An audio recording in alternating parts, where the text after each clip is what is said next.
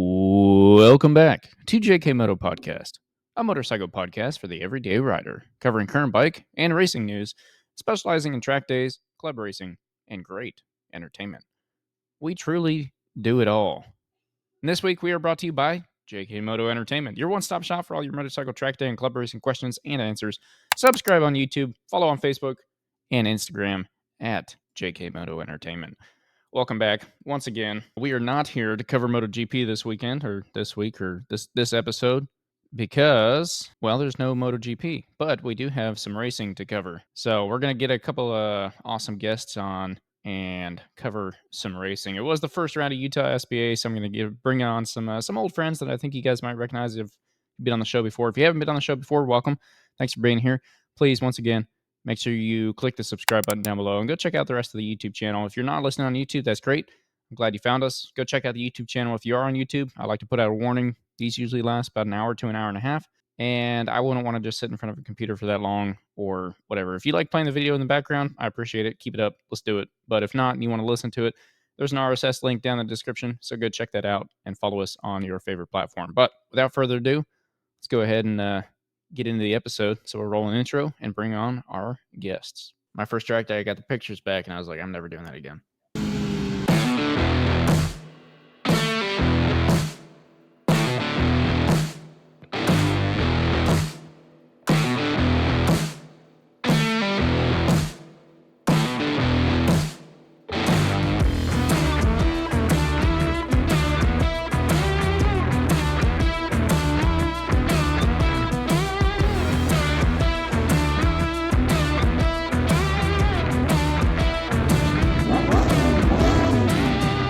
Drug your knee on the ground at 100 miles an hour.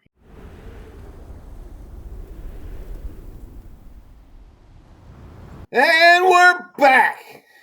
We're back. Whoa! Look who's back. All right. That's what's up. That's what I'm talking about. We got the whole JKMoto team back after a long stint. Not too long, but decently long. I feel like I was just here, actually. That's true. You were. Yeah. You were just here.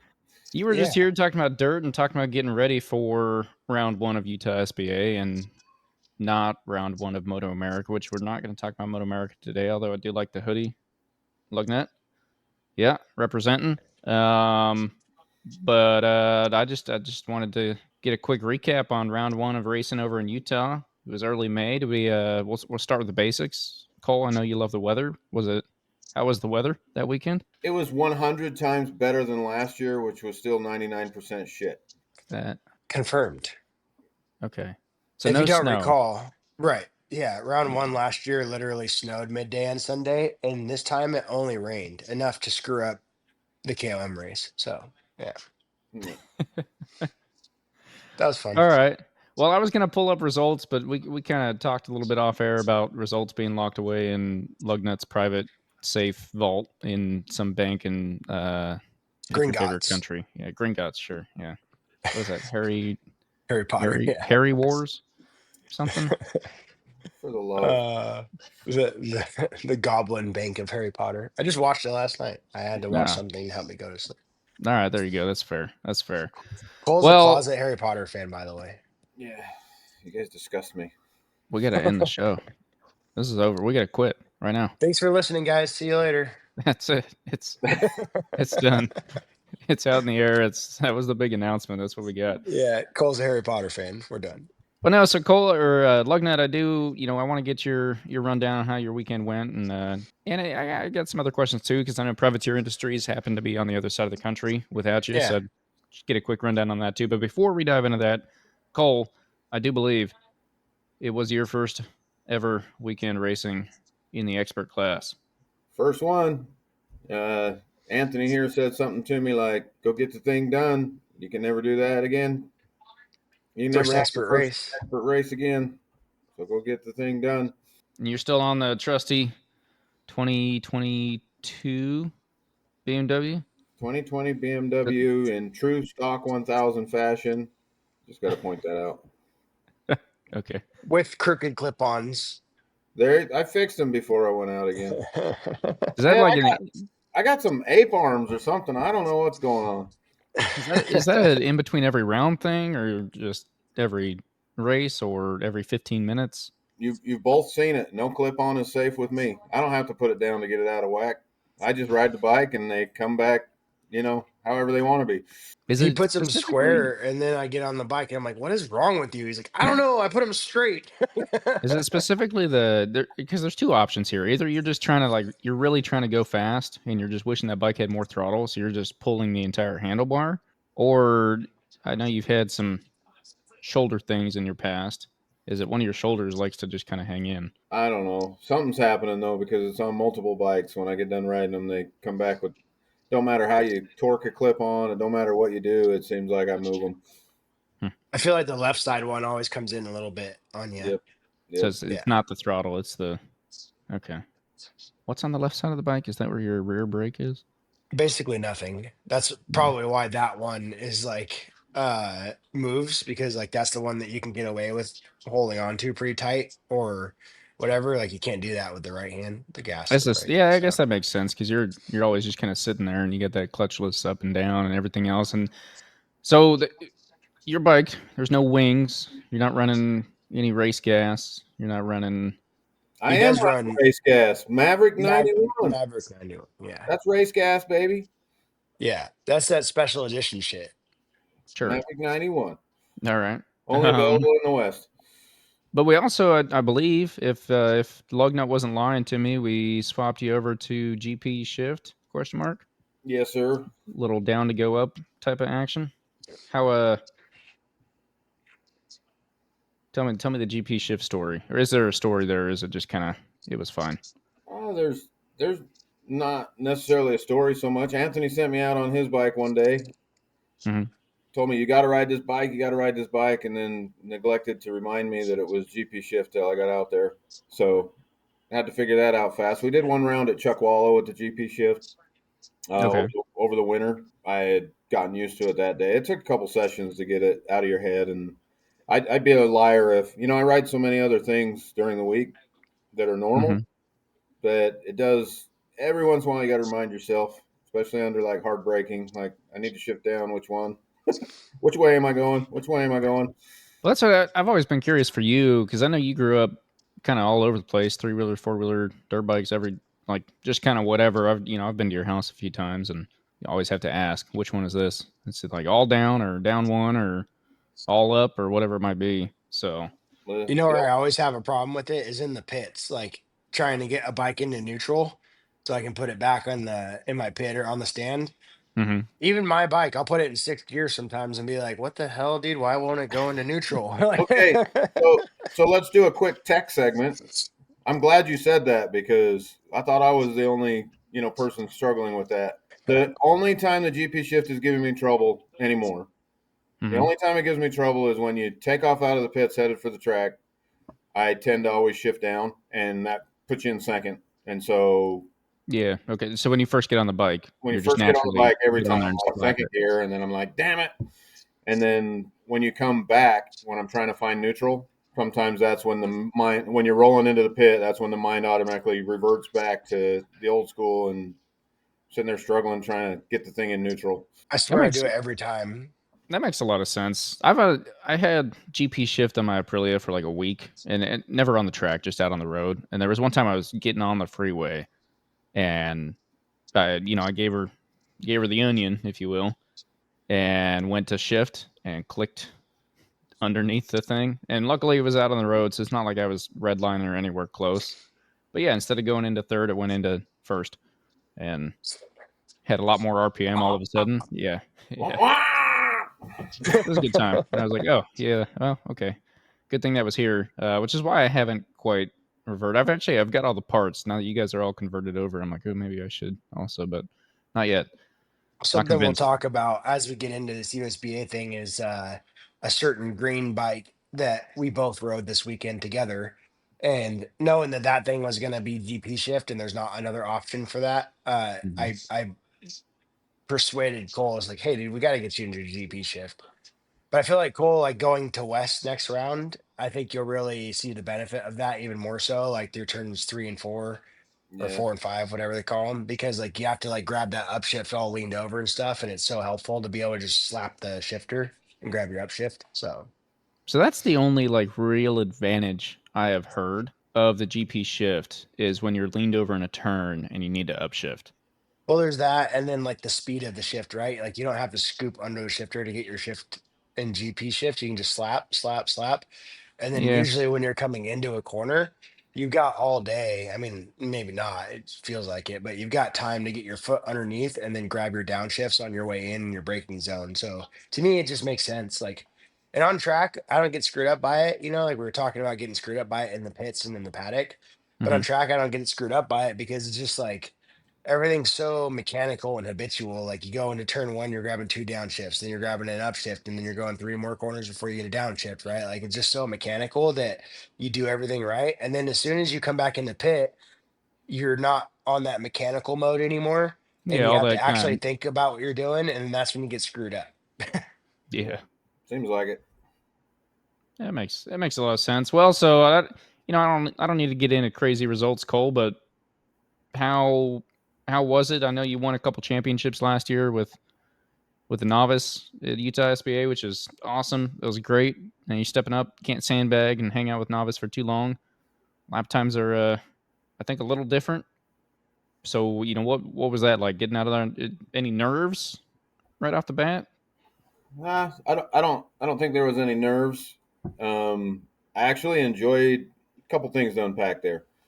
Hmm. One, I mean, I know all the guys, been on track with all the guys, right? Even from a novice standpoint, you still see those people, the Hmm. locals. You're still racing with the same people. It was fun. It was fun not to, generally speaking, at least at USBA, when you have two wave start, they make the novices sit on the line, and it makes it so that you never get the opportunity to go race with those guys. Yeah. For a lot of last year, I was starting on pole and holding that position. So unfortunately, you were trying to catch the experts and pass some of the trail end of the experts or whatever that all had a head start on you from the beginning. So Hmm. it's nice to get up there with those guys. And I had a lot closer racing. I had a lot more battles, and that made it a lot funner. Even though I'm not where I want to be just yet, but we're going to be okay. I mean, everybody's dealing with the same thing. First race of the year, so everybody's dealing with the same thing. So it's not an excuse for me, but just Anthony likes to tease me. I'm the slow burn, but Yeah, it's shake kind of shake the dust off a little bit. the what? So shake the Yeah. dust off a little bit. Yeah, it's not that I need a Yeah. dust. I just kind of I had a bit poor attitude on Friday, and the attitude got better as the week went. But just everything from like a start, from what you can get away with on a start, just all Okay. those things. It takes me a minute to. Doesn't take me as long as you, but it does take me. it does take me a minute to get back into the swing of things. Yeah. So outside of lap times though, I'm just kind of curious, what's what else is different? Like do you feel like the actual competitiveness say you were with a guy that you were there competing with, do you feel like that racing is more intense up in the expert class, or is it kind of just purely these guys are just running faster? Can you feel like there's more experience there? Do you feel like you're actually getting a better, not better, but a more intense racing experience? Yeah, for sure. Again, it's different for everybody in different classes depending on their speeds. But in the novice classes, I would usually had one guy to fight with. That Hmm. guy might have changed from race to race, but it was usually just one guy, maybe two. And in the expert class, there was five different guys that were similar paces, and we were together throughout the race or for the bulk of the race. So there were passes. You were passing people. You were being passed by people, trying to get those people back. It was just a more intense from start to finish. Okay. I think I will say this just to give you some kudos. Out of all the novices that bumped from last year to expert, I think you were probably average finish the best, right? So you're like still ahead of your classmen, if you will. Right. And I think the first round of expert is always a little shaky as far as results is concerned. I mean, I remember my first expert round and definitely wish I would have done better or whatever, but the race starts are a lot closer down in turn one. People lean on you a lot harder. The like Cole was saying, the competition is a lot more stiff. Like it's still the same $2 trophy at the end of it, but when you have white plates on, you race each other a little bit harder. You got more experience now. Mm-hmm. You trust the guy next to you a little bit more. So the So, bummer for me was not being able to watch Cole race much, being out there on the same grid together, but also it was cool sharing the grid with you. You know what I mean? Like yep. now, not only are we on the same team, but we're in the same race. That's pretty rad. Well, Heck I'll yeah. get up there so that you can at least see me in the corner one going forward. That's my promise to you. But Catch the the whole shot. That way we can play grab ass. you know another. I mean, I think this relates, but another thing that was different is some of my tactics didn't work anymore. Mm. Yeah. I would stab it under somebody and expect them to flinch, and they wouldn't flinch. And sometimes that would end up, resulting in me not getting the drive I wanted because I put the bike out of position intentionally. Um, not quite enough to like do a block pass or something like that. Just really just showing them a front tire. And in the novice group, it was more frequent that somebody would flinch and stand it up just a little bit and let me through. And these guys, man, you're rolling through the corner, and I'm like, I'm right here, dude. You got to get out of the way. I'm gonna kill both of us, and they wouldn't move. We gonna die today. That's one thing about the uh, experts is they'll just let the brake lever roll and be like, all right, let's see how this goes. Yep, yep. But So then at the end of the weekend, everybody survived and it just made it more fun that way. yeah, for sure. And so that was definitely a big change. Another lesson I learned this week, which I'm gonna still try to take this slow. But what Jeff Whitmer tell me this weekend? He said turn the knobs, and then he said some other stuff I can't say on here. But Sounds like Jeff. so I decided this week. I decided this week that maybe, or after that round, that maybe I'm wrong. I'm reluctant to change things because it's me. I'm I'm never the guy, or not very often. Sometimes probably, but I'm not the guy that says the bike's too slow or you know, the bike doesn't turn good or the bike doesn't whatever. It's always just me. It's I should be going faster. I'm doing something wrong. I'm not turning it right. I'm very reluctant to make adjustments. right. Um, Anthony and the CFO, the boss, she was cussing me all week. Anthony got to hear it firsthand, but she's like, if you're not happy, then do something. So And is that to expound on that a little bit? Let me get my head right. So you're saying, normally for you ride the bike. Let's just put a random lap time out there of a 150. Random racetrack, random lap time, a 150. Other dudes on the same bike doing a 145, and you assume that you just can't get to that 145 because you cannot ride that fast. yeah, I So now that you're down more in the to use the same lap times, maybe now you're down in the 147s. Is it kind of a mix of you have added the speed and what made you happen upon okay, maybe I am actually ready to start changing the bike? Can I steal I your thunder, Cole? yeah, All right. So just like we in the off season, put suspension, adjustable suspension. He had those Beamers come with good, forks and shock or whatever, but he done some things to him. But he put adjustable suspension on the bike. So he has forks and a rear shock Mhm. from Owens. And so before you get that, you don't know what you don't know, right? Like you don't know how much better the bike could be or how much more comfortable it could be or whatever. Like I literally do things differently than most other riders on a ZX10. My setup's a little bit different and that's just me and where I'm comfortable. Mhm.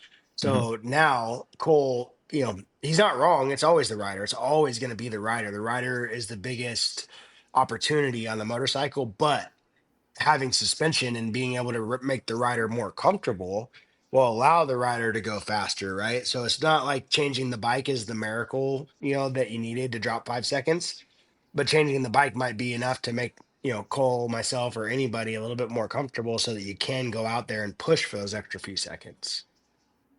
Okay, that makes sense. It kind of almost unlocks a yeah. Okay. Well, tell them about the front end there, Cole, from this weekend. yeah. Just to reiterate, I know that in my mind, obviously a Josh Hayes and Anthony could get on my bike and run a faster time than me, and that pisses me off. That's my bike, right? I should be able to run it faster than anybody because it's my bike that I'm always on it. Whatever. Mm-hmm. So I think that's what's always in the back of my head is that if Anthony could get on my bike without turning a knob or changing anything and run 4 or 5 seconds faster than me on that bike, then why can't I do it? So it's still a talent thing or a skill thing that I got to work on. So I'm always stuck there just trying to get faster. But that being said, Anthony sat me down, yelled at me a little bit. He's kind of ruthless. I've But never seen this man yell. I'll do it. the CFO was telling me, "What are you feeling? You got to be able to communicate what you're feeling." And I don't know. I have a hard time with that, maybe. But I don't know what I don't know, as Anthony said earlier. So I don't know what it's supposed to feel like sometimes, is how I feel. So it's hard to communicate. Like the one thing that kept standing out is I can't stop. Mm-hmm.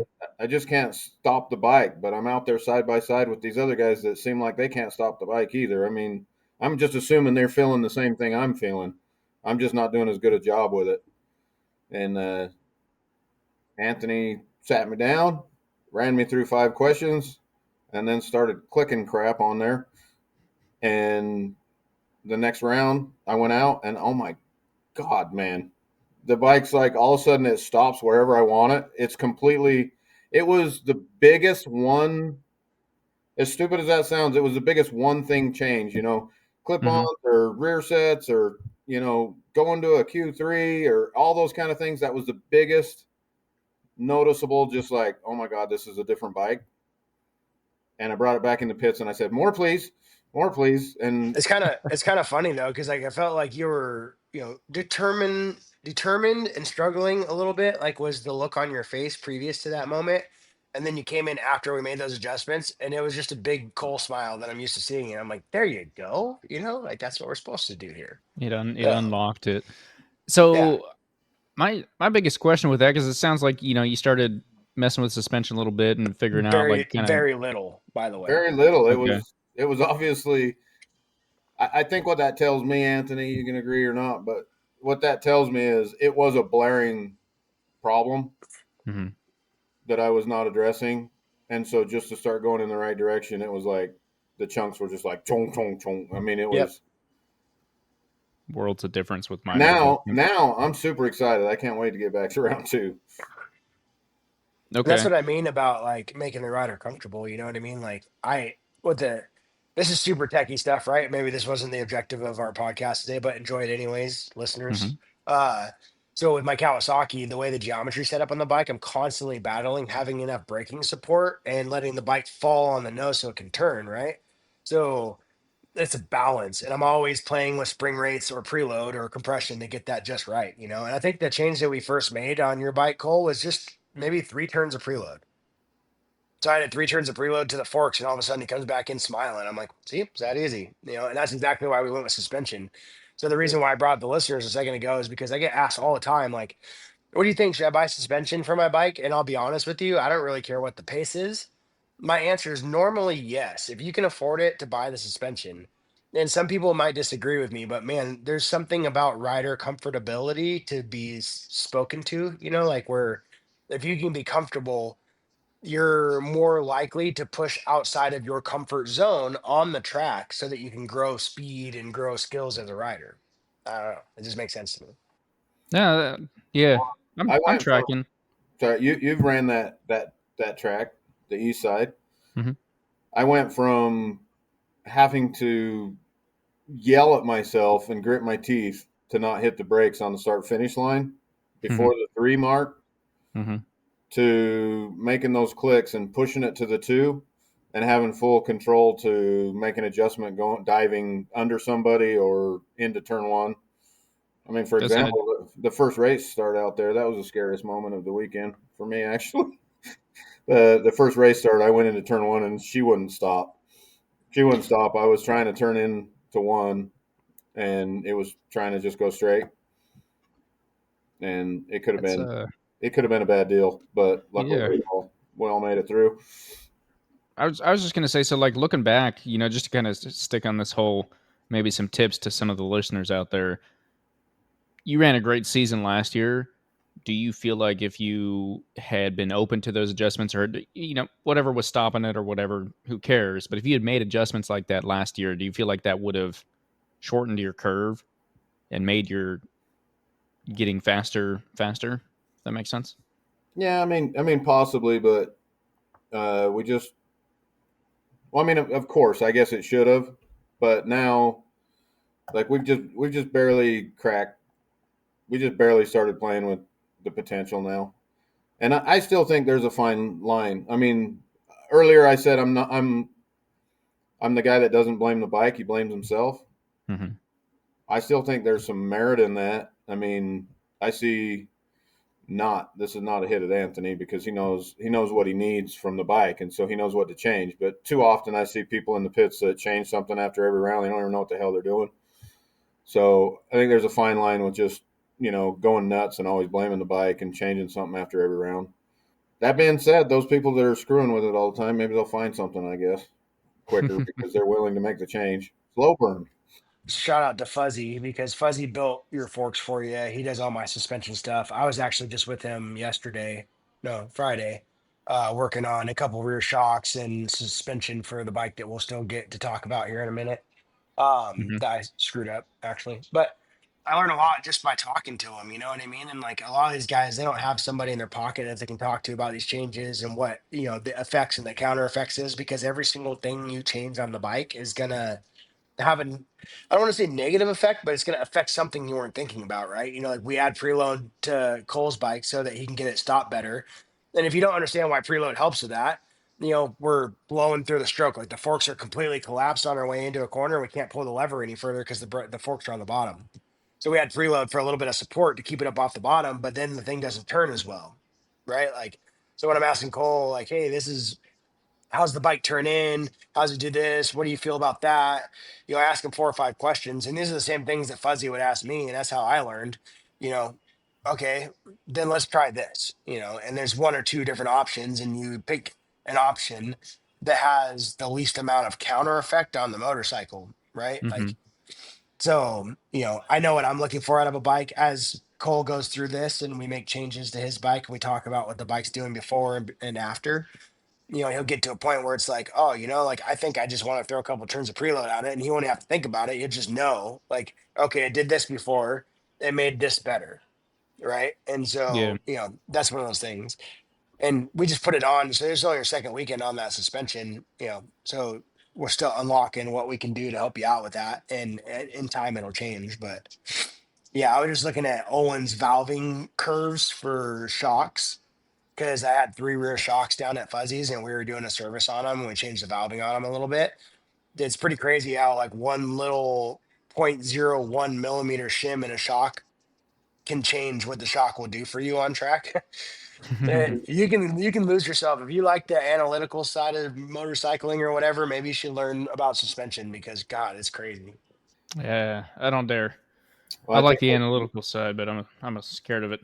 well, I think that's the thing that keeps this sport exciting for me and for a lot of people probably is it's hard to explain to people. Like y'all think back to the first time you went on a track and somebody's trying to show you the lines, like this is the proper line to follow on the track. Mm-hmm. So from this point to this point to this point. But if you're running that 150 Easton's talking about, you can run a 50 and you could run a 150, let's say, and never have to go out to the edge of the track. And as you get faster, those lines change and where the bike forces itself to and all those things they change. But even going back to the simple preload thing we were talking about, we added a couple rounds. Well, I got 2 seconds closer to my PR, right? I immediately like started getting faster, and then it was like I was right back in the same spot again. I have It to add just more. I need more, Yeah. and that's what changes. And you can go too far because Yeah. now maybe your limitation is moved to something else, right? But it's always changing what the bike needs based off of your speeds, and as you increase speeds at any track, the cycle just continues to change. Yeah, I Yeah. think every half a second to a second will change what the motorcycle demands. Okay. So kind of maybe, yeah, a good mix of increase in speed, increase in knowledge on the bike, and just kind of you're just getting all of it. Soon you're going to be telling me I need a tenth of a psi less in the front, and I got to be running this compound at this temperature, and yeah. Anyway. Nick actually laughs at me because I set my front tire pressure to 38.3. Okay. I guess I wasn't joking. Sorry. No, Oh man. it's kind of funny. I mean, it's Some of it's mental. yeah. I'm like, it just makes me giggle each time being number 83, my stock number. 38.3 is my front tire pressure on There average. you Like if go. I didn't know what I wanted to do for front tire pressure, that's what I go to. There you go. So let's run There this you go. weekend down. What do you think? Start Yeah. to Yeah, that finish. sounds great. Yeah. Yeah. Yeah. Yeah. Run it. We got to Run it start down. with parking. Just kidding. So Oh, dude. We can just like, okay, Nope. we're gonna limit this to 30 seconds. Okay. All right. 30 parking seconds of sucks parking at go. USBA. Change it Yes, back. plan ahead. Plan Agreed. ahead. It's Change not it back. USBA. It's Utah Motorsports Campus, sponsored by Burt Brothers Tire and Service, and the operations manager of Utah Motorsports Campus is an idiot. But And the track is still awesome. The facilities are great, and USBA is amazing. and Burt Brothers is awesome, and they have nothing to do with the parking. Correct. So So many still get people think that, but it has nothing to do with them. It was just bad timing. 3, 2, 1. 30 seconds is up. All right. All right. Not that I was trying So to kick you out of the All right, parking. so we got to start, Anthony. We got to where at? start with. I know you did a lot of work in the background, whether anybody knows that or believes that or whatever. I appreciate it. I hope everybody else appreciates it, but we have, for the first time ever, all class qualifying. I think we got to start there. Agreed. I didn't do shit, but actually, I'm going to take it back beyond that just for 30 more seconds. Don't count, Easton. So in the off Okay. season, as soon as last year was over, I got with the club, and I know a lot of racers around the country, and I was like, hey, let's ask all these racers what they want out of a race organization. Mhm. And one of the top things was all class qualifying. And so the board listened at USBA and they added all class qualifying to the schedule. So where I'm watching MotoGP right now in the background, Yeah. not watching, just listening. But so what's exciting is you get Q1, you get Q2, you get your sprint race, you get your main race, right? There's all these elements to it. I think adding qualifying not only enhances the rider experience and makes it more fun, but in Utah they would grid by like signups and points. So if you came down from, you know, Montana and you ain't never been there before, you're gonna start 43rd out of 43, which pretty much sucks, especially if you possibly the fastest guy out there, right? Yeah. So they did all these improvements to make a better experience and to make it more interesting or more enticing rather for somebody to come from out of town and race. Agreed. And now I got to roll it back one more step. How I'd far like to back are we also going? add that Apex Track Days, who is Mhm. the track day event organizer for the area, they always Mhm. run the operations on the Friday before race weekend. Newly added this year is a TT class for racers only. So we've got a ABC group, but we also have a TT group for racers. Is that like so you have to have a race license to be in that group? You have to Like get you can't approval. even right. You have to get So you approval. can't You have to email them and prove your lap times. You have to be within a certain range to be able to qualify. Okay. So I guess you could be a super fast racer on a 250 dirt bike or something, and maybe not have the proper times to be in there. Okay. So I guess my biggest question with that is like, does that turn into a good mix of novice and expert? Is the lifetime good enough that like both can get in, or is it Yeah, I think exclusive? part of it's lap time. Like the lap time window is pretty big, Hmm. but it's restrictive. So not any Joe Schmo can add themselves to that group. But the biggest thing is like I don't know if it was Friday or Saturday where I went around you on the rumble strips and coming into the attitudes, Cole, but like we can do stuff like that. We can just ride our ride and just trust that the guys that we're around aren't are going to you? clean us out. You know what I mean? So Yeah.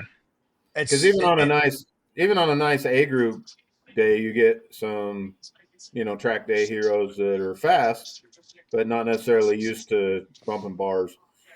Right.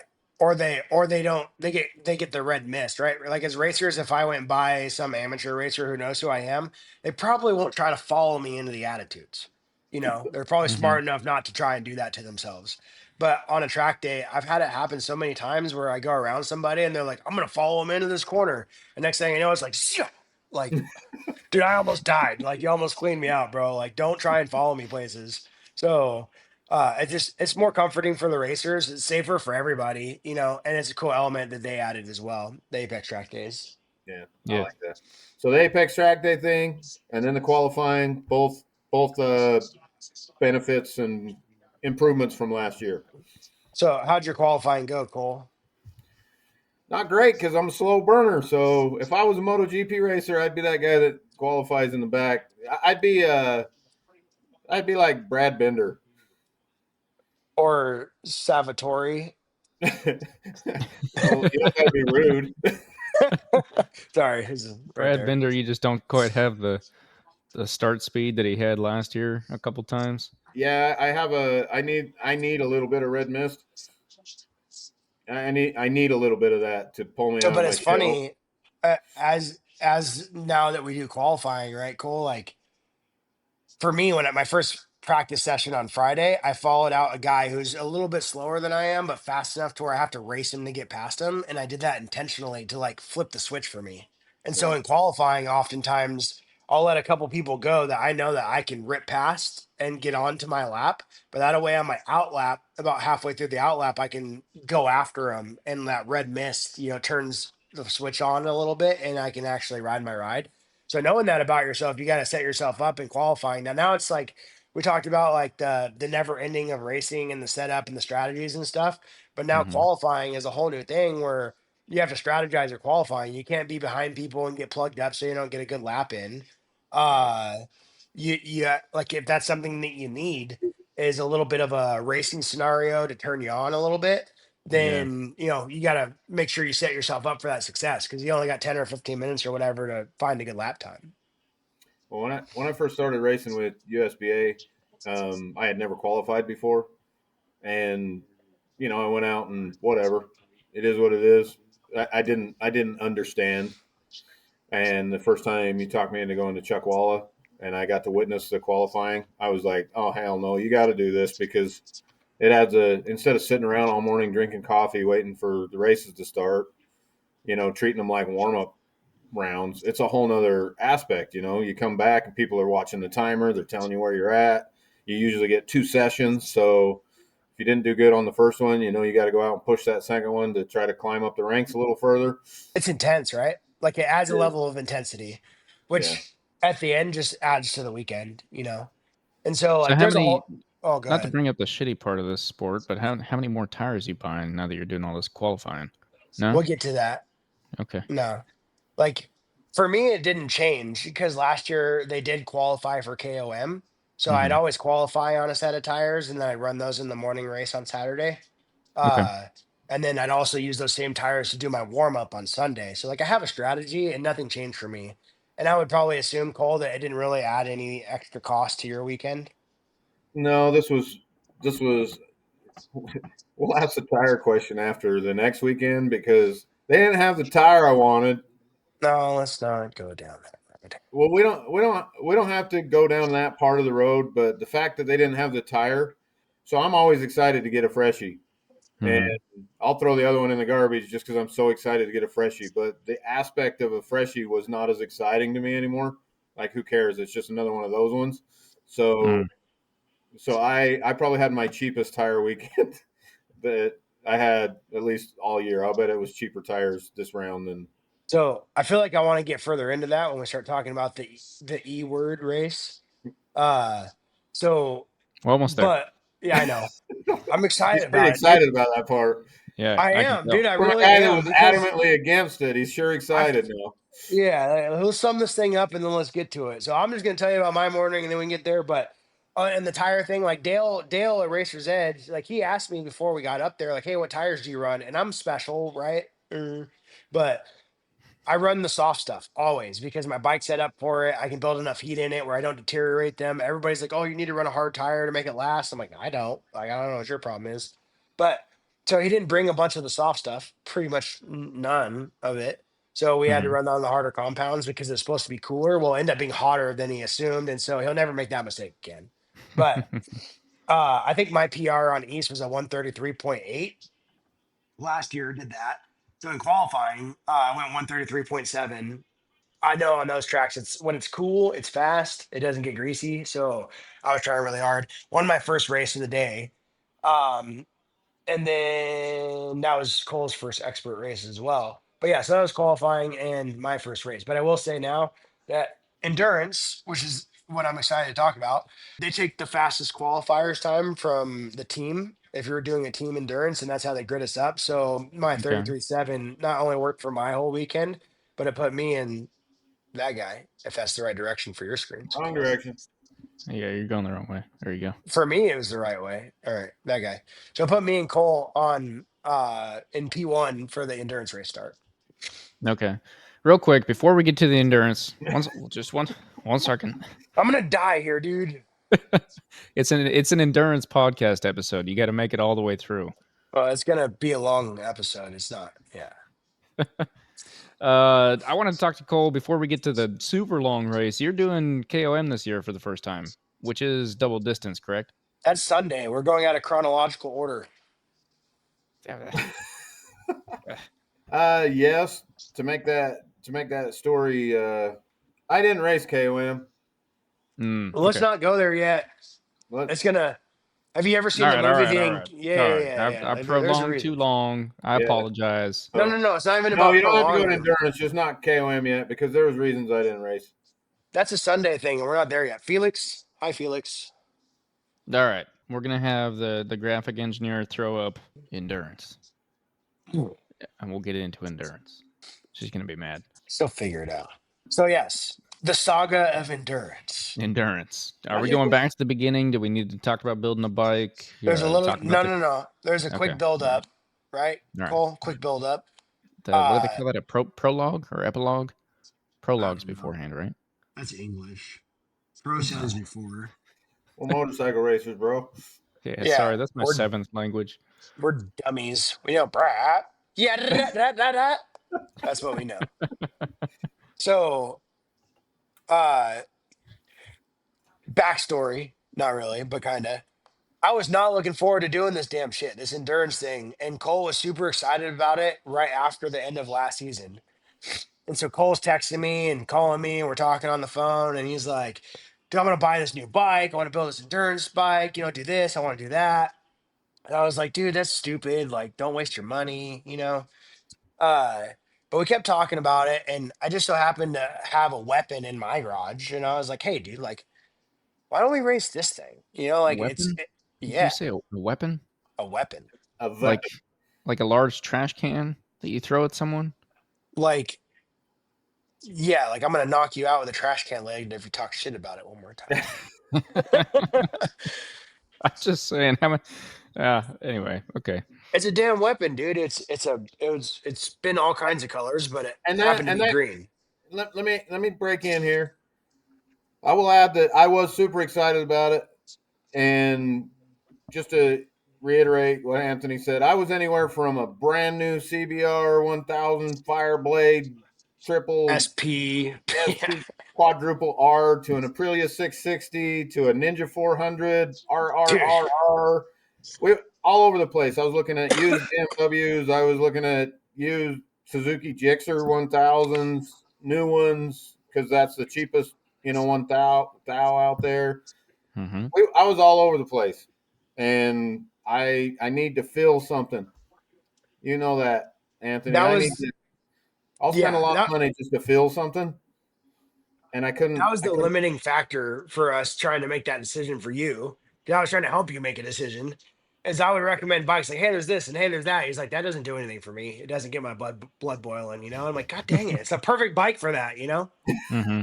So like 2 months of this going on, knowing we haven't even announced this yet from USBA, right? But being a little bit on the inside of things, we knew that endurance was going to be happening. And 2 months goes on of these conversations about what bike we're going to build, and everybody we're talking to super excited about it. And the question of, do you run 1,000 and go fast but burn tires? Do you what are the other guys going to do? What kind of competition are we going to be looking at? Right. Yeah.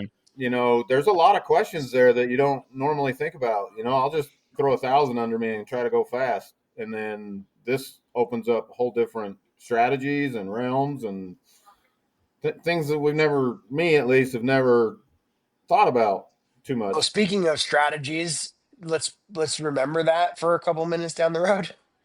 Uh, so in the end, I had a 2019 ZX10, Ah, and the I weapon. the weapon. Actually, that Yeah. bike is taking me so many places, and I was at a point where I was like, somebody's gonna have to offer me a stupid amount of money, or I'm just never gonna sell the bike because I kind of had a little bit of an emotional attachment to it. But Okay. Cole was talking about this endurance thing. I was like, dude, look, it's the perfect bike. Like it's got suspension, it's got everything we need. It's reliable. It's not like a crazy built motor or anything like that. It's like a perfect bike. And he thought about it for a while, and then finally, I think it made the most sense, right? Like Yeah. it was exciting enough, it made the most sense. So the Precision Fab Endurance ZX10 was born. So Heck coming into yeah. round one, to Send fast send me a forward now, picture of it. we gotta pop that on the screen. I'll send you a picture. But it sucks. We didn't get any on track pictures. Oh Right. well. Dang. Uh, that's why I keep sharing the same one of us in the pit lane. Going into round one, like I don't think I rode it at Chuck Walla right before I passed it off to Cole, but I was not feeling good and everything else. So I just did a few laps. It was super windy and crazy. I was like, yeah, whatever. It's good. And I gave it to Cole. Put a clutch in it, gave it to Cole. Mm-hmm. So Cole made it look prettier and cleaned some stuff up. Changed a few parts that were rashed or whatever. Like just little things. So we get to Saturday. We did our qualifying on our sprint race bikes, his BMW, my new ZX10. We did our races, and Hey, then the second, unless somebody's listening, you did take it out for that one qualifying lap, right? For the endurance. it doesn't matter. But I yes, know, but still. yeah, yes, I did. Yeah. Uh, The rule book on the endurance racing in UtahSBA is still very small, luckily. it is. So it was funny. We were standing around on the riders meeting and in like endurance racers riders meeting. And Shane Turpin, if you don't know the name, look him up. But he's a legend in Utah. Done some superbike stuff. Like the guy's a beast. He came back to do this endurance thing. Like I said, there's a lot of hype about it, right? But he's standing next to me and he goes, "Hey, did you do that lap time on your endurance bike, knowing I hadn't ridden it all, whatever?" And I was like, "Yeah." And he's like, because he was a couple seconds off already, and I was like, it was just kind of funny, yeah. All right. So yeah, Uh, yeah. Okay. He's just curious if that was the same bike, same rider setup. Yeah. yeah. Okay. Well, what was funny though is it's not funny. It was kind of a big pain in the ass. And what I wanted to say was on Friday, going back to what was the S word? Strategies, right? So on Friday, me and Cole kept telling each other, "Hey, we should go ride that endurance bike. Hey, we should go ride that endurance bike." But both of us had our own things going on, and it wasn't until like 2:30, 3 o'clock in the afternoon. The track day's over at 5. I was like, "All right, I'm gonna go ride the endurance bike." So I go out there and I made it a half a lap, and my foot slipped off a peg, and I'm like, "What the hell?" And I look down, there's oil everywhere, like Oof. everywhere, Oof. bad. So I got off the racing line, put my hand up, did what you're supposed to do, right? Like trying to keep the track safe. And I made my way back around into hot pit, bring it in. I park it off to the side because there's oil everywhere. I don't want to leak in everywhere. So we take the fairings and stuff off and take a look at the bike, and it's got one of the case covers that's leaking pretty bad. Mm-hmm. It's the stator. There's a plug on the stator that goes into the case cover and then it seals to the engine. So that plug was leaking really bad. And so that's kind of a weird thing, but it's not like you can just reseal it. Like we had to replace the stator. Okay. So Yep. there might have been one in a spares box that might not have been at the racetrack. So I start asking around the paddock to my ZX10 friends and can't find one. Jerry Hicks, previous number one plate holder at USBA or whatever, like cool, super cool dude, fast guy. He was thinking about racing and decided not to.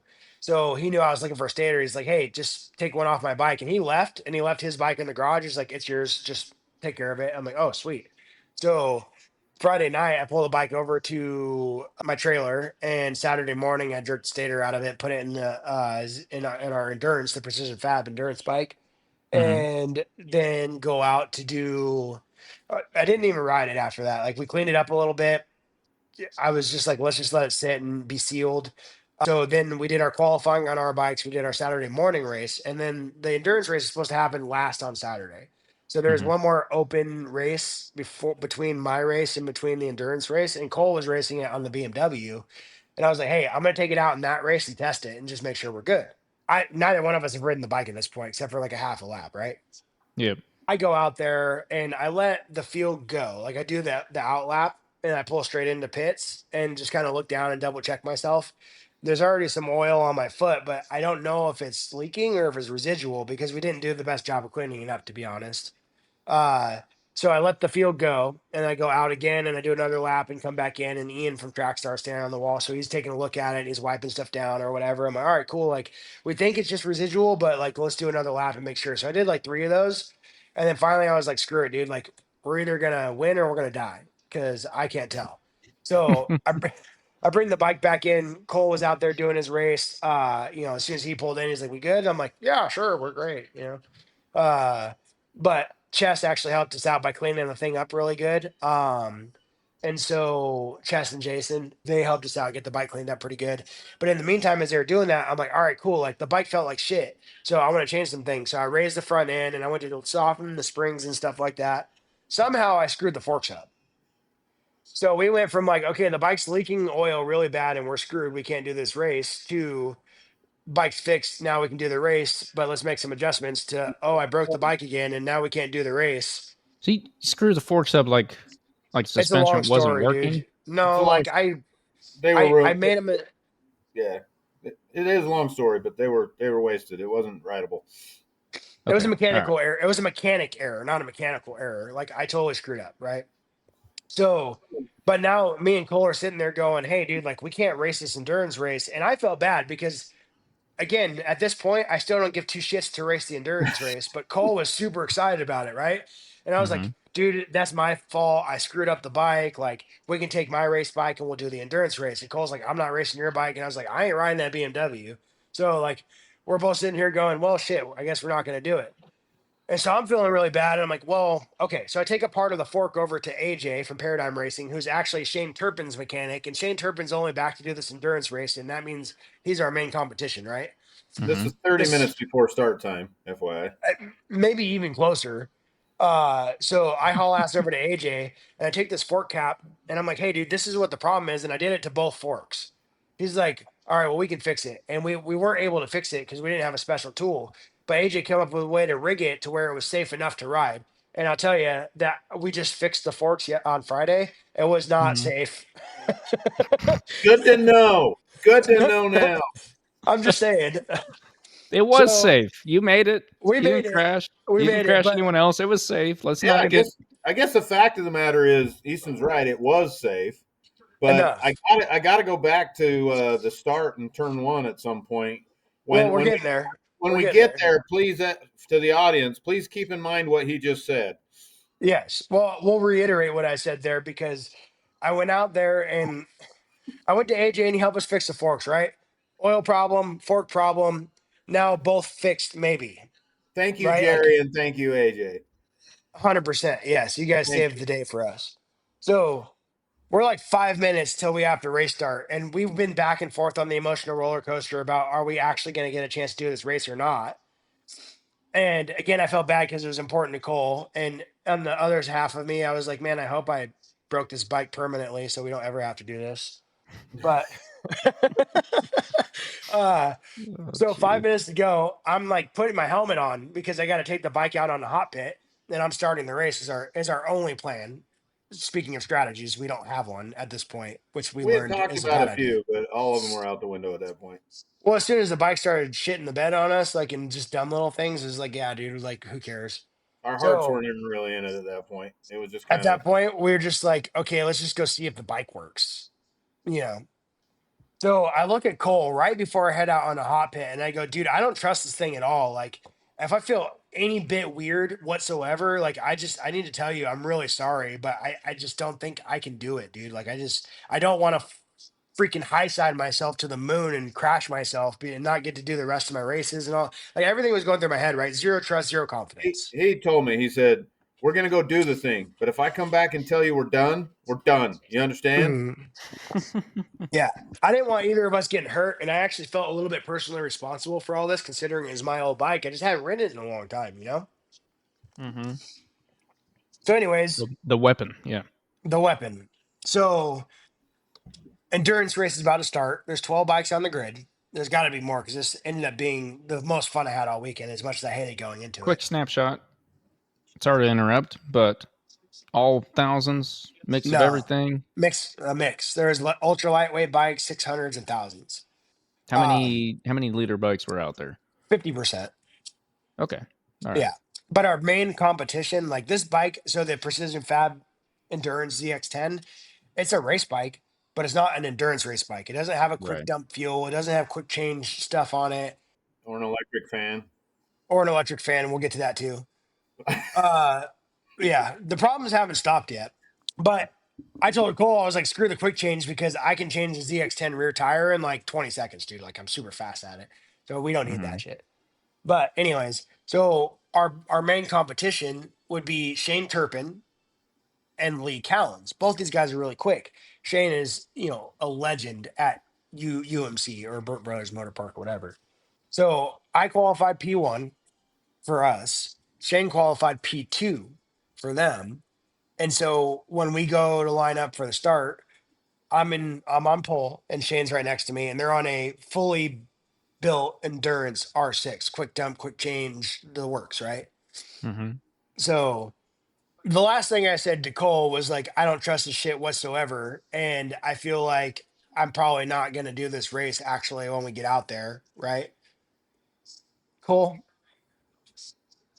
that from my perspective, the lights went on, right? The lights go on, red lights. And then when they go off, the race starts, right?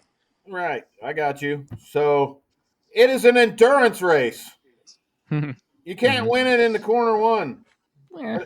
Anthony only has one speed in the corner one, and that's flat out. So God knows if the fork bolts are tight on this thing. And he does his thing. Mm-hmm. The lights go out. He's hard left, bumping bars with Turpin. I mean, you guys were into each other We for a touched each minute other. there. Yeah. And then dives into corner one. Flat out. All reservations gone. Heck yeah. Competition kicked in. I know that he wanted to race Turpin, and I know that That's Mhm. for, Turpin wanted to race him. So the whole fact that the thing was an endurance race was completely out the window as the laps set off. It was a drag race, flat out brawl for the first 3 to 4 laps.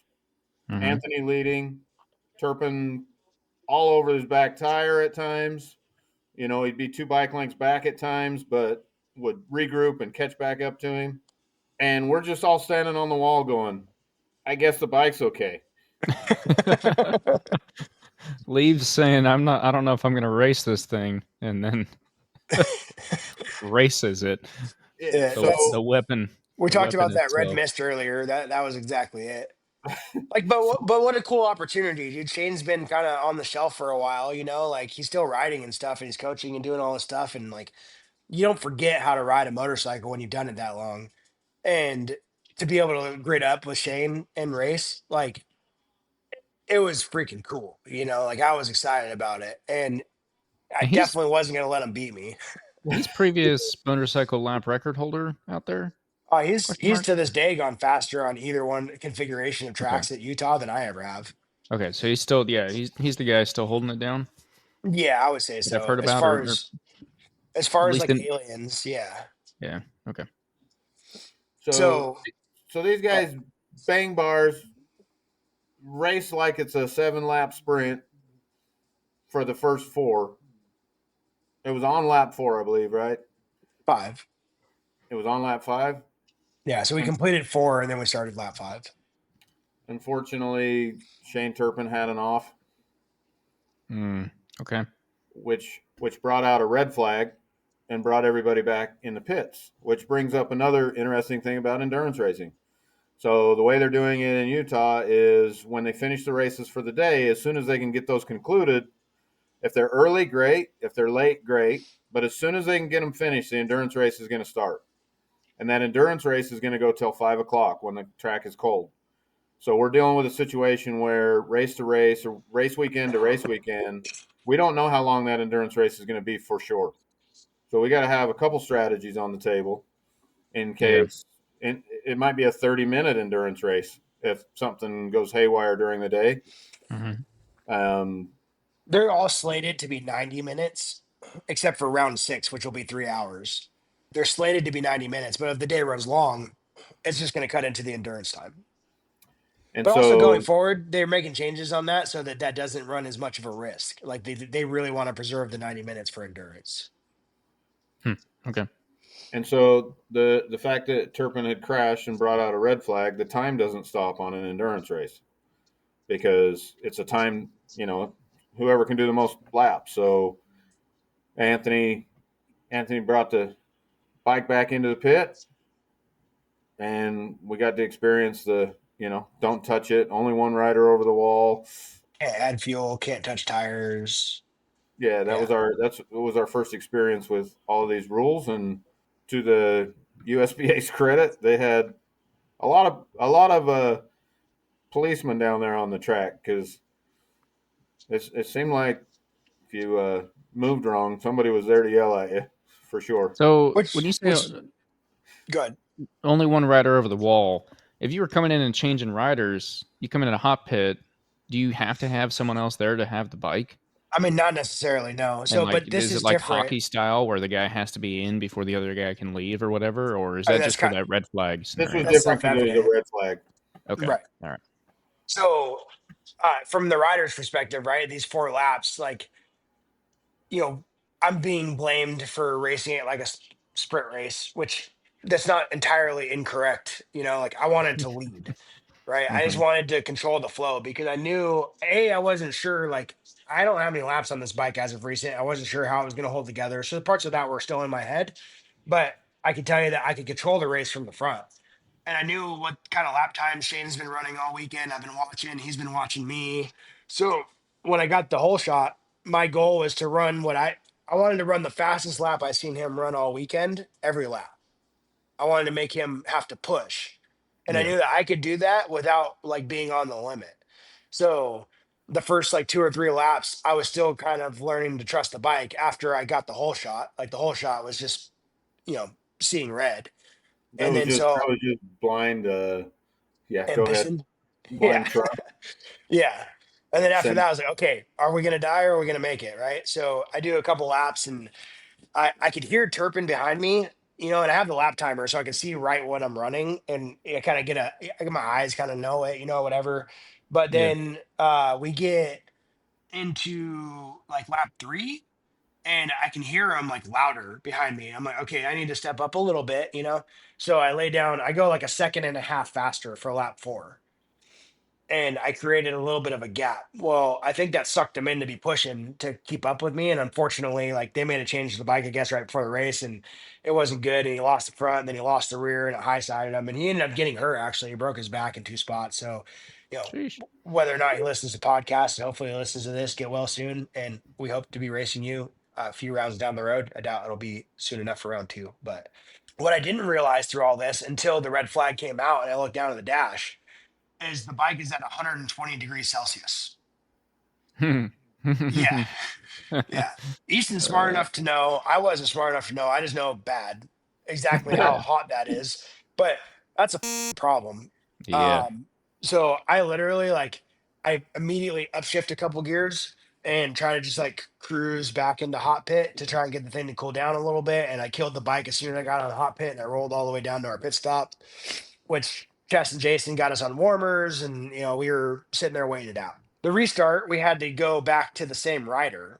So I had to get back on the bike regardless, which was fine because I think our only plan or strategy, which I still wasn't sure on, is like, maybe I'll do like 15 laps or whatever. Mm-hmm. So he I've basically got said, "I'm 5. going to do 2 laps and then it's yours. I'm out." That's what he originally said. Yeah. I'm like, you want to do this endurance thing? Fine. Good luck. I will start the race. I will get the whole shot. Then it's all you. Uh, But so I went out there and did those 5 laps, and racing with Turpin, and that kind of kept my head in the game or whatever. And I realized it was him. So now like we have an overheating bike, but the rest of the bike is working, so that part's good.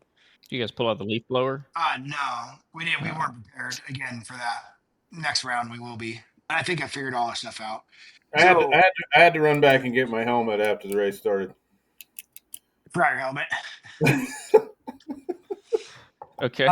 So yeah, we were not ready, to say the least. We were just like, let's go ride motorcycles for a long time. So, anyways, the red flag was like 8 minutes or something. So we went back out and I told Cole, I was like, yeah, oh shit. I'm gonna do like 5 or 10 laps and then I'll bring it in and we'll top it off with fuel and we'll do the rider change. Well, the green flag came or the lights went out and I went in, I got the whole shot again, and we ended up going into the rest of the race. There was no delays in the rest of Do the you race. restart for red flag, restart from current position or start position? In this case, they made us revert back to original grid positions. Okay. And ultimately, again, it didn't really matter considering it's about lap counts more than Yeah. anything, but I think going forward, they'll probably regrid appropriately. But in this case, they just put us back to original grid positions. Okay. So I got the whole shot. We're 5 laps in so far.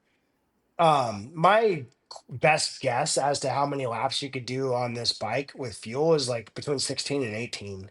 But I was also smart enough to know that like because the bike was overheating and it was continuing to overheat the rest of this race, that I was like short shifting and taking it easy in a couple of spots and then pushing the rest of the lap that way and keep the temperature down enough to where it won't blow the damn motor, right?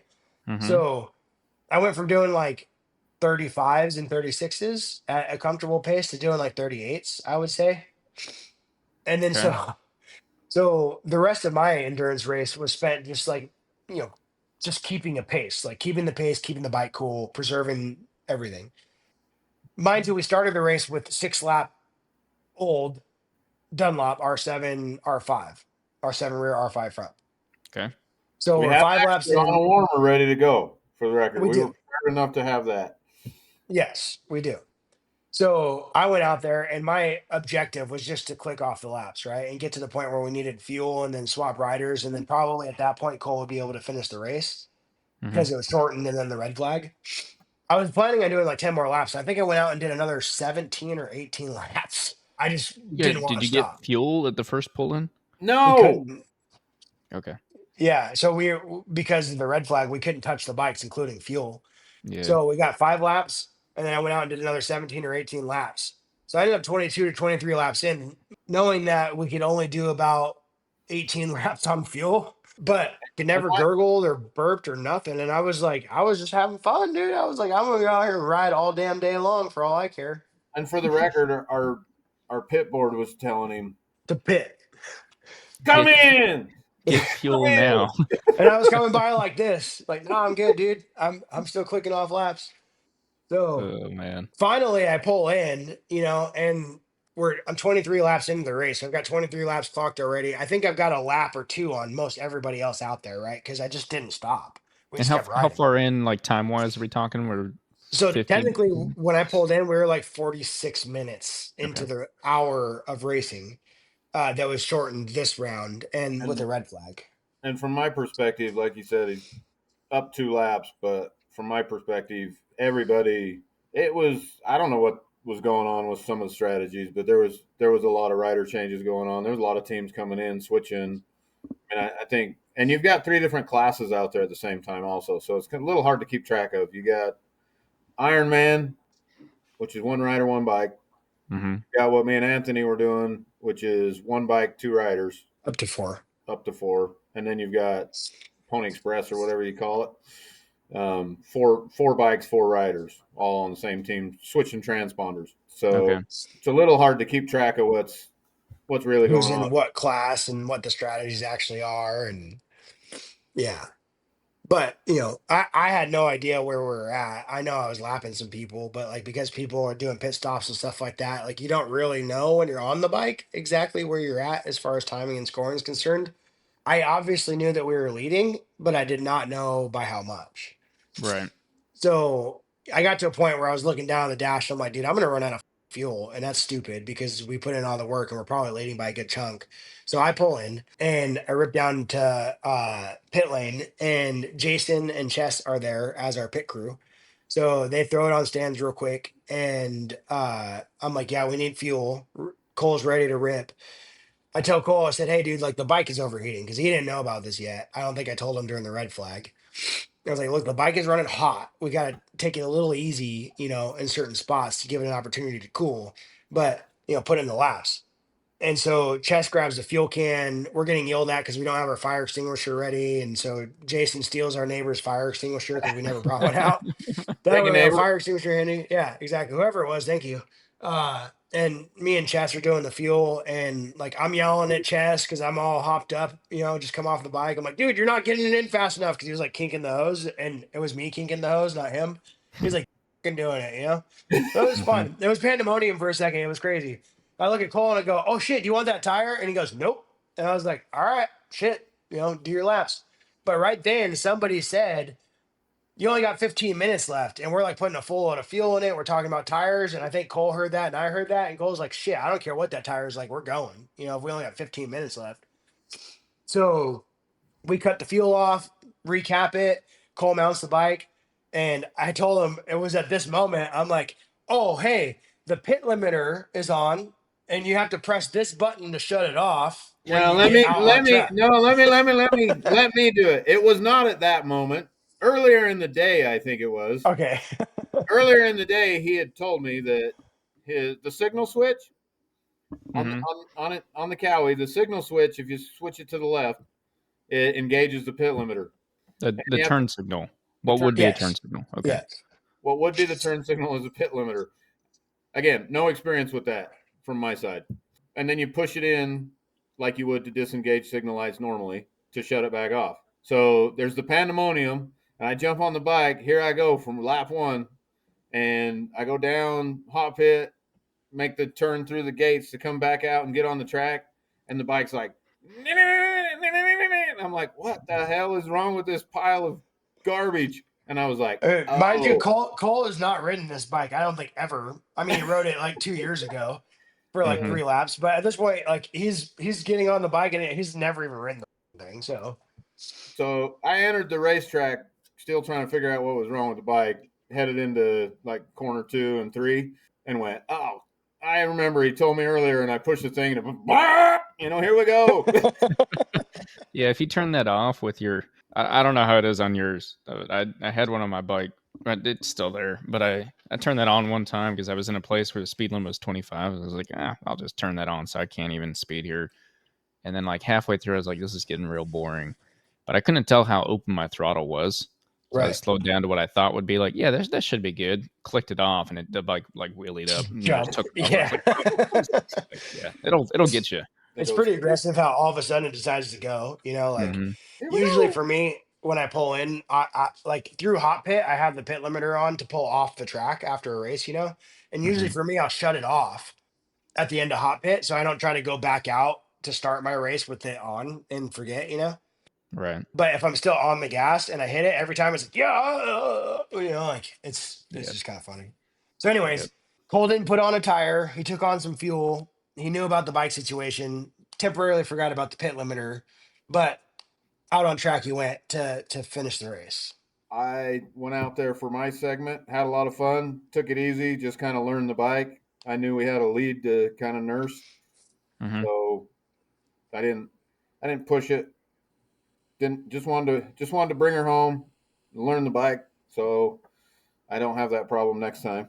And what did we do? The pit limiter problem. And we did the thing. We won the thing. We did the damn thing. Big wieners. I mean winners. Yes. Both. Weapon. Maybe. Wiener weapon. So much for the G-rated episode. Sorry, guys. I've always got to take it to a weird spot. Sorry. It was good. I think. I mean, we got some pictures that I will cherish forever.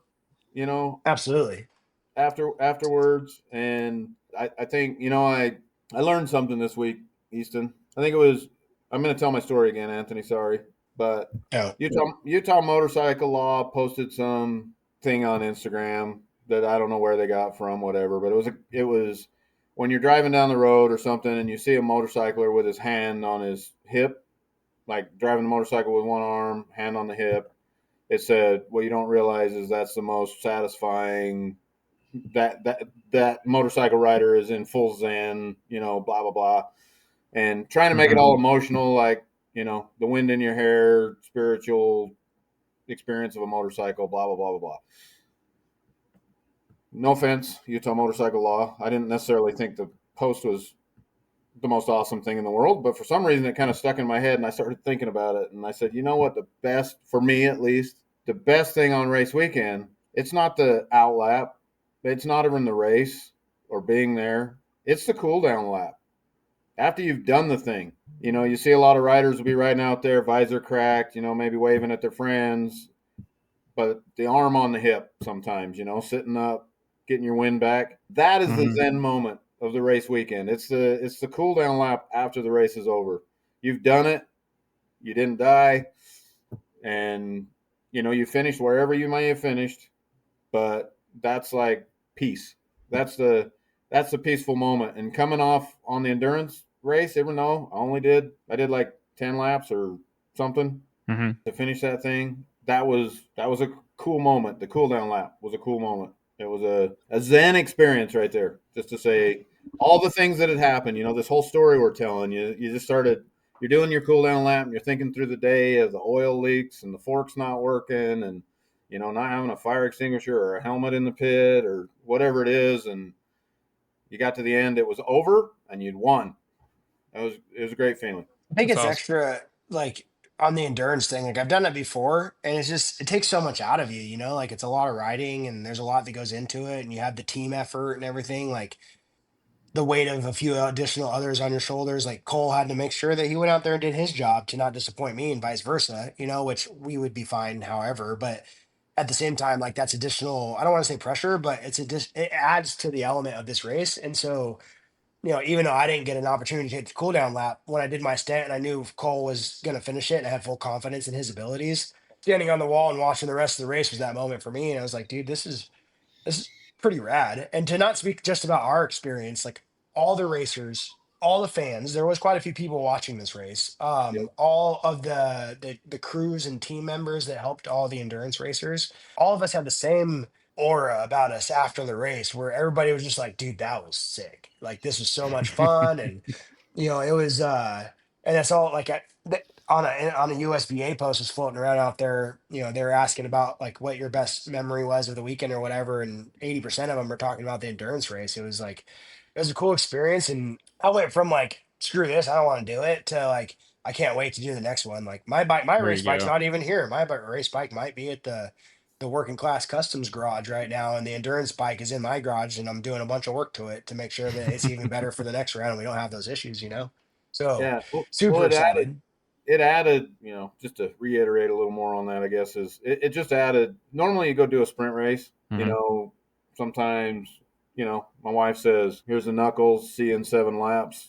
You're gone and she's waiting for you when you come back. But the endurance race was different because it was long enough. It was long enough that like not just our team, but every team, they had family members, different people coming. There was plenty of time to just sit there and hang out and watch. And so it was more of a family atmosphere or your full team was involved, not just Yeah, that one random person. makes sense. So well worth adding to the schedule. Oh yeah.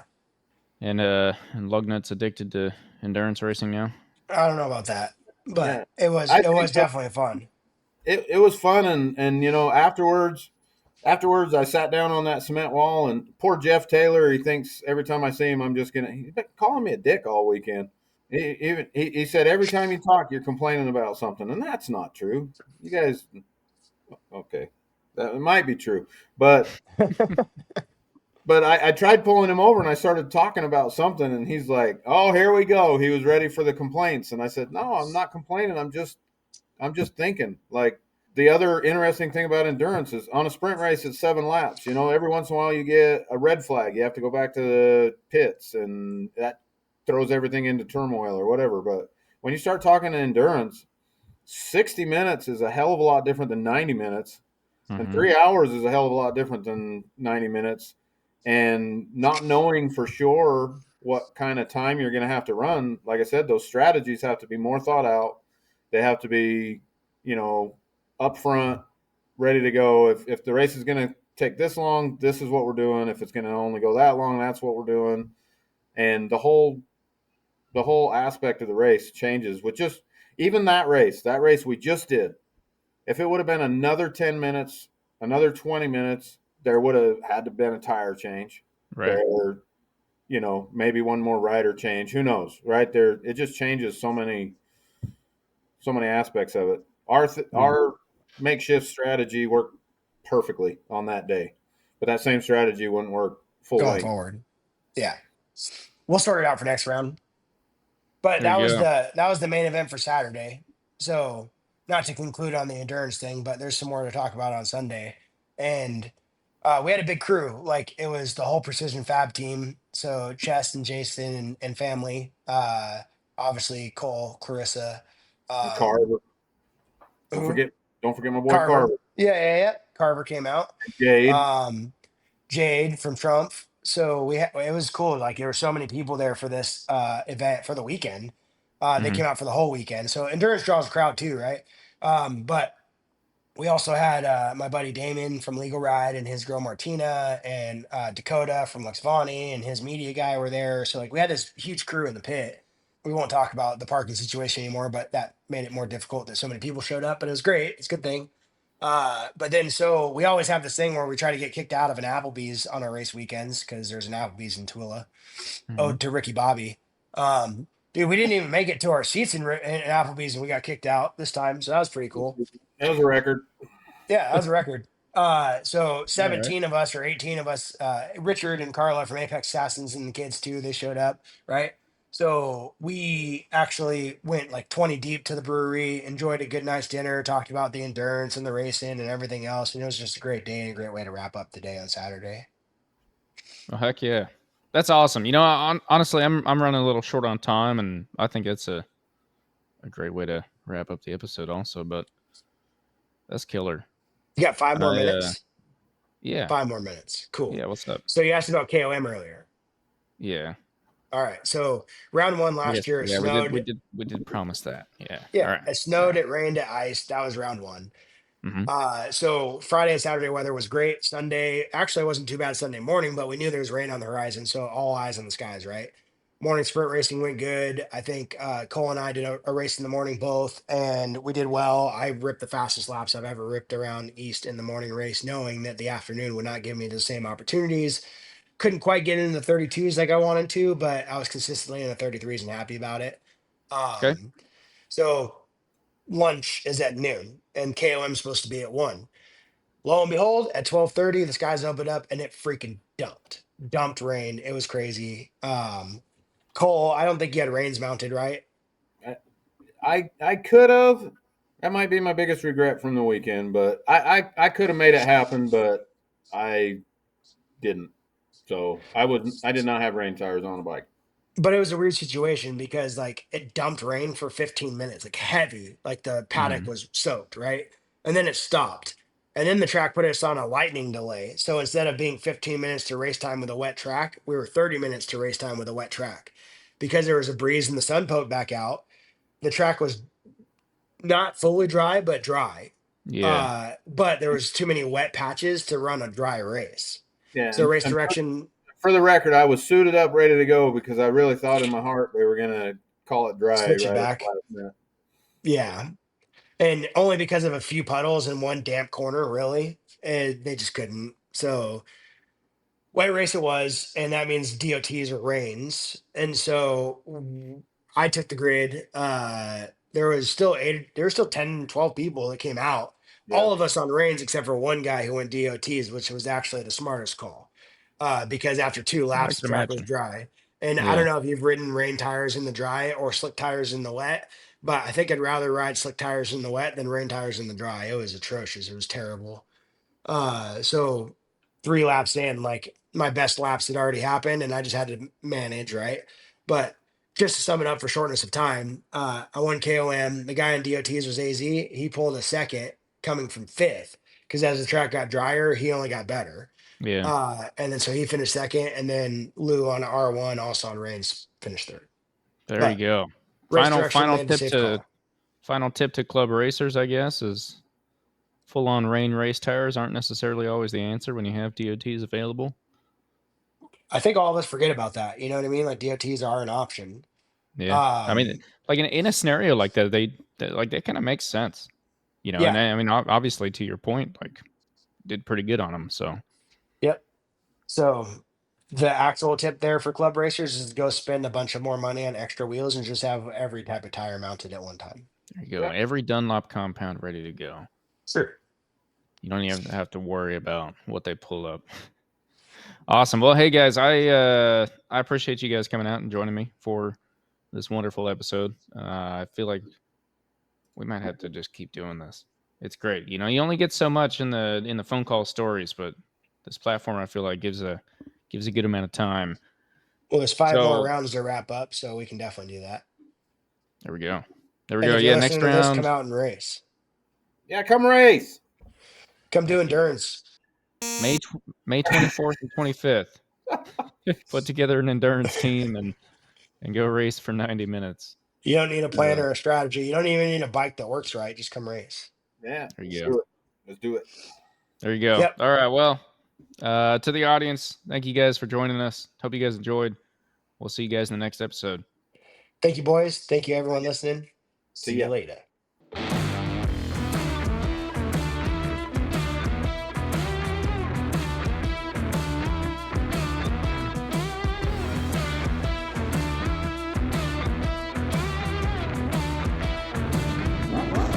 Have you ever drug your knee on the ground at 100 miles an hour?